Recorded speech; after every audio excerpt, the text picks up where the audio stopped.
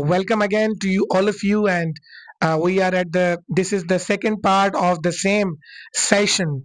That is the podcast related to the book, The Psychology of the Money, and we are having our new uh, guest, whose name is actually Alian, and he's also the student for the New Bright Future Academy. So, Mr. Alian, how are you? Fine. Okay, that's wonderful. So, are you ready to take the questions from my side and answer to the questions? Yeah, I am ready. Excellent. So we are moving ahead and starting the session formally.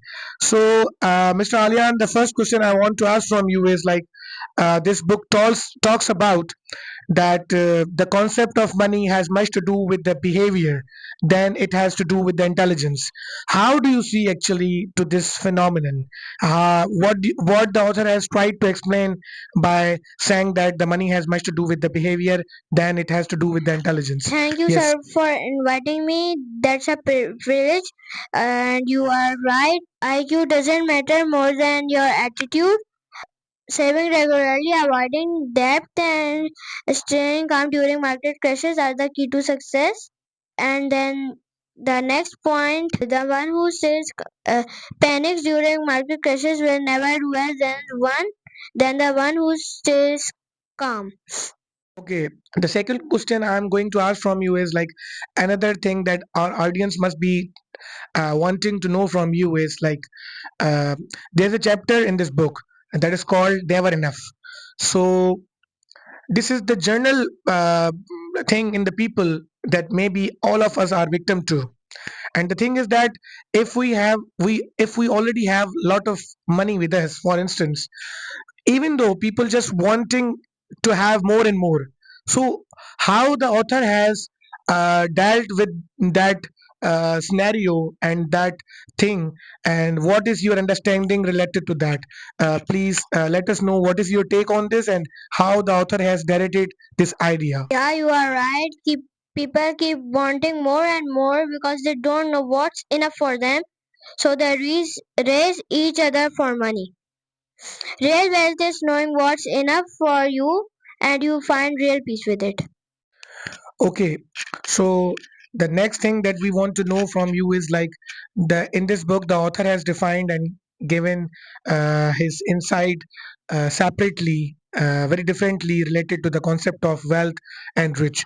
People usually think that wealth and being rich is like something same, but the author has differentiated it, and he has just compared that wealth is something else versus rich is something different.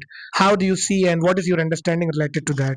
Please let us know. Firstly, being rich means having a high income. Furthermore, being wealthy means living life on your own terms. Lastly, wealth is invisible, it cannot be seen. So the next question I wanted to ask from you is like we always say to the people that patience is very important and one should have patience in his life in every field for everything. So how do you see with refer to the book that what role does the patience play in building the wealth? What the author has tried to narrate and explain how the uh, patience play the role in building your wealth. How do you see that? Yeah, you are right. Patience is a key to build wealth and compounding needs time. There are two persons. The one who chase quick pains and panics uh, during downturns but fail. And the other but steady investors who stay calm see the best results. Uh, Housel says time is the most powerful force in finance.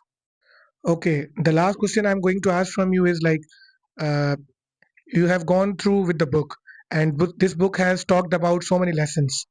But my question to you is if you had to give one lesson from the book, what it would be? What is the lesson that you have found so much interesting and very much, uh, meaningful uh, in this book? Let us know about that one lesson. The biggest lesson I think is that money has true value of freedom. The biggest keys of freedom are being patient, spending less, saving more, and being patient during market crashes. At last, money is not our master; it's our servant who leads us to freedom when used wisely. Thank you. Okay, that's all about the sessions of the question series, and that was just very much wonderful and exciting to have a session with you. Thank you so much, and we are looking forward to have for some more sessions with you. Thank you so much, Alian. That was great to have you with us. Thank you. Thank you.